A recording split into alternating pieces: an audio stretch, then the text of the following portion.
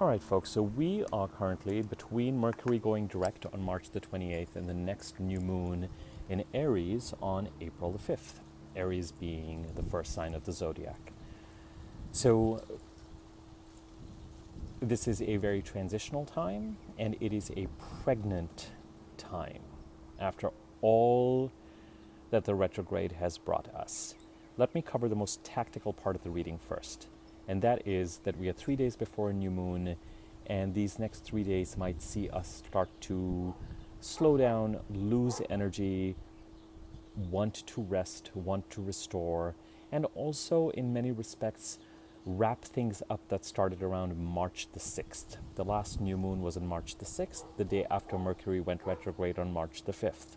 And so March the 6th to about April the 5th is one 28-day cycle, April the 4th, April the 5th, and we're closing out that 28-day cycle. So I would watch thematically for things that are starting to move forward that went retrograde or stalled or may have been introduced but needed to be deliberated on around March the 6th.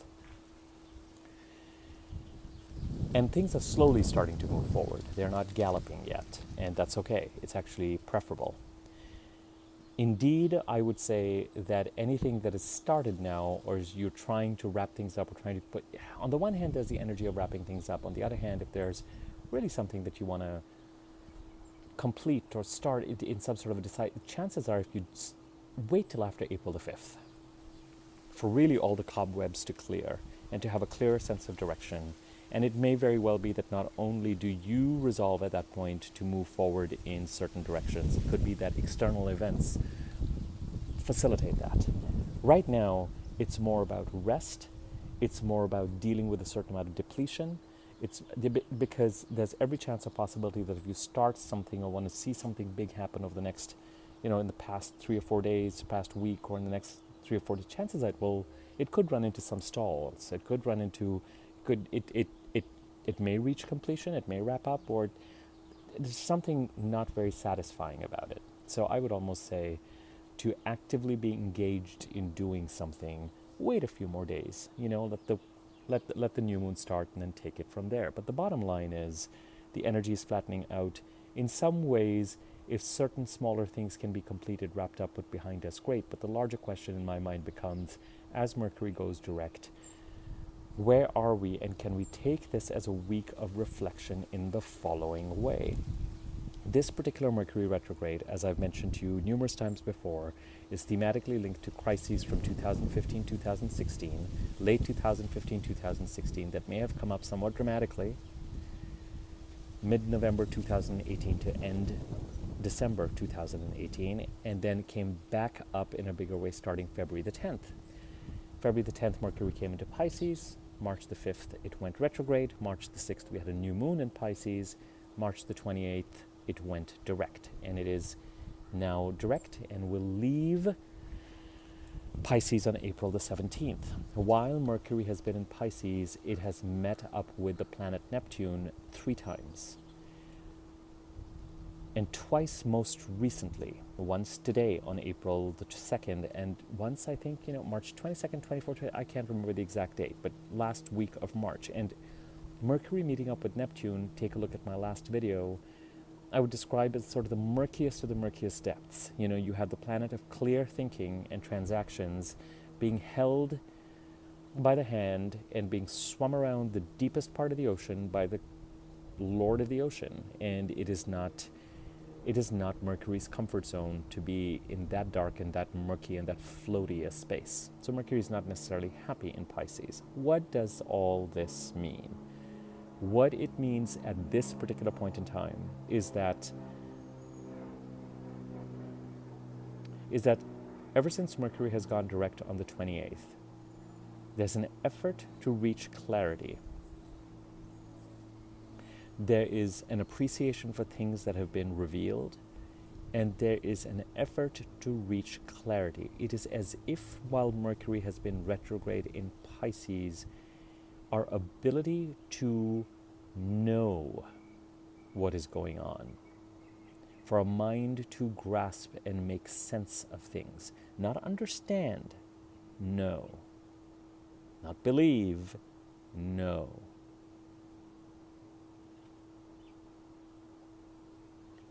And today, Mercury does its final dance with Neptune and says, all right, Neptune, thanks for a shitty time.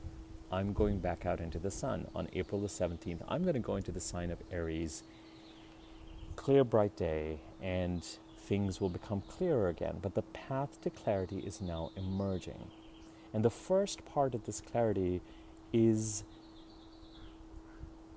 if around the time when Mercury was going direct, March the 28th, and the week before especially, and a couple of days after, we really felt like we were shackled by murkiness, shackled by deceptiveness, shackled by deceit, same word, just a different usage, shackled by things we couldn't understand, murky, muddy waters swimming in the depth of the ocean with our souls did not, with us, we may have had the ability to understand things, intuit things, have some sort of generalized anxiety about things, feel things. We certainly did not have the ability to know very much.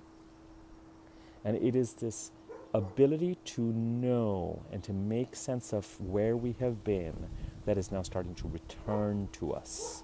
And I would say at this point in time, continue to, over the next couple of days, pay attention and see what continues to be revealed in ways that you can actually hold on to things and make sense of things and know things and understand things. So all that murkiness, it's like the jigsaw pieces are magically going to start to fall into place one by one, by one, by one, by one. And this creates the portal for healing. With this Mercury retrograde cycle, I'd always said that the retrograde part of the process could bring up crises.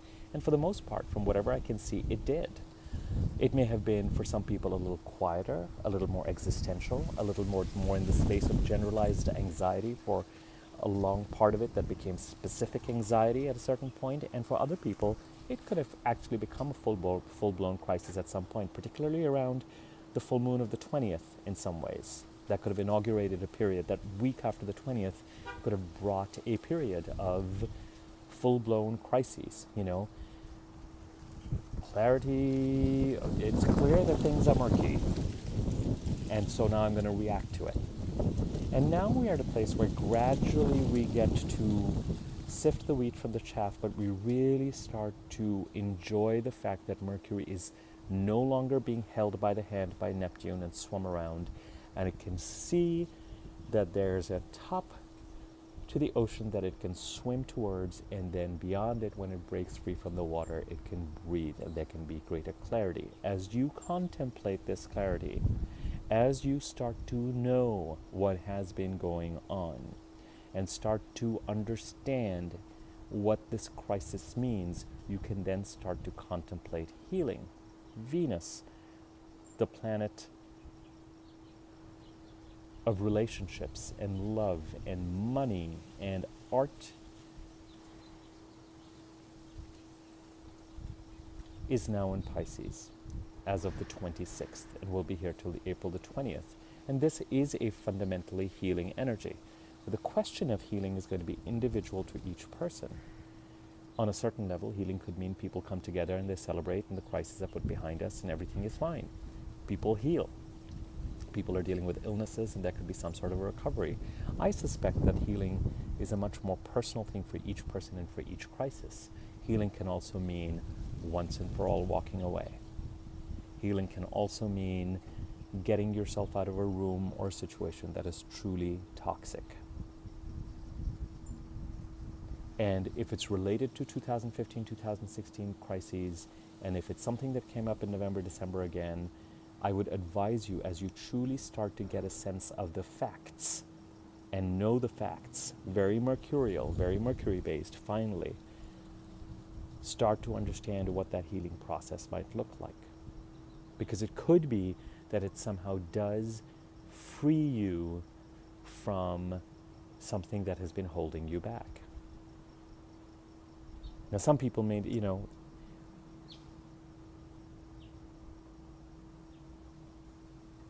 the word detachment again comes to mind because of everything, all of this is in the sign of Pisces and because Neptune remains in Pisces. And part of it becomes a question of What is it that you're holding on to, and is it a mirage, and is it somehow even if it's something that you don't want to let go, even if it's a game of one-upmanship, even if it's an ego game or a power game, and it is something that, even if it's someone who is trying to leave and you don't want them to leave, or there's a situation that you don't want to lose, I would advise the most, the people who are gripping onto things the most, to really look at what it is that you're gripping onto and how it is serving you. The signs, the planetary signs are clear. There's something about whatever it is that you're holding on to at this point in time. When I look at the sign of Pisces and what it's going through, there's something that you're holding on to and gripping onto. You're just going to be a prisoner of it. You're just going to be a prisoner of it. It is not going to lead to happiness. So this contemplation of healing, before the healing process really gets going, April the 5th to April the 20th, or thereabouts, is probably the best possible way to spend this time. It's not a time for inaction necessarily, because in order for things to become clearer, you may need to take some action. So it's not that the next 3 days or the past couple of days have been a time to put up our feet because the moon is going down to nothing. Energetically, new things may not be coming up. Energetically, we may be dealing with wrapping up things that have come up since March the 6th. That may feel very true, but it's not a time of inaction, just as detachment does not mean departure necessarily. But the question of dissolution, not disillusion, although that's an interesting word, disillusion is an interesting word in terms of gaining our capacity to know. Our capacity to know becomes stronger, and as a result of which the illusionary quality of what has been going on starts to get dissolved. So there is a disillusion quality. There's also the idea of dissolving and dissolution of whatever it is that we've been shackled to, some concrete pillar, some pillar of salt that's been baked into something so that can just crumble now, so that we can heal and we can move forward. And what this metaphor means for everyone, you're going to have to contemplate if you know where Pisces is and if it relates to the crises from 2015, 2016, and November 15th to December 31st of 2018. Great, make sense of it. One thing, it may seem right now that whatever these crises are, where Mercury has been retrograde and what we've been dealing with for the month of March, which has been quite something, it may seem like these things are just never going to go away and they're going to be defining our life and they're going to stay with us forever and ever and ever. The remarkable thing is that by April the 20th, for the first time, we only have Neptune in Pisces. Even Chiron is gone. And I'm really looking forward to April the 20th because Neptune rules Pisces and it's welcome to be there and help us continue to dissolve things or float around or do whatever it is that Neptune wants to do. Sorry, Neptune. But the energies will shift. And they've been trying to shift. And that's part of what has been creating this frustrating transitional, this idea that we can't shake something back that has become so damn big that has to be dealt with, that it's preventing us from truly moving forward, from finding that Aries first sign of the zodiac springtime portal and to walk through it. And we're still somehow being held back. And this time is a little transitional. April the 5th new moon is going to start to help us move forward. And by April the 20th, you may be surprised. You may be surprised at the fact that the energies truly are moving into a different part of the charts. And so whatever bitter tea, retrograde tea, murky tea that you've been forced to drink for the past 3 weeks, 6 weeks, whatever it is, that is ripe for resolution now, the disillusion, dissolution, you might be surprised as the weeks roll on how energetically you really are pulled in different directions. Because it's pretty much since 2015-16, I haven't really looked that we're going to be down to one planet in Pisces. And as far as I'm concerned, that's a good thing. Okay, I will do my new moon in Aries video. I'm going to try, I prefer to do them after the new moon, honestly, but I don't think that works for everyone. So in the next couple of days, I'm going to do a new moon in Aries video, and we'll start to usher into the realm of healing things from 2015, 2016, and perhaps contemplating what our next steps are to continue to build on the new beginnings that was started for us in January and February of this year. It's as if January and February ushered something quickly that it's almost going to take the rest of the year for us to catch up with the speed at which January and February ushered something new into our lives. We rushed through in January and February, and now as each planet starts to go retrograde, Mercury and then Jupiter around April the 10th, and then Saturn and then Pluto, and as each planet starts to do its backward motion now for the rest of the year, till about April the 10th, all planets are direct. Some slow, too slow, but it's as if when the planets go retrograde, the announcement, the grand plan of January and February, the push through the birth canal now means that different parts of our chart, different elements of our lives somehow need to readjust themselves to catch up to and to build the foundations for this new reality that was announced in January and February. Okay, I will leave it at that, and I will be back in touch with you guys in about 48 to 72 hours, hopefully. Okay, take care.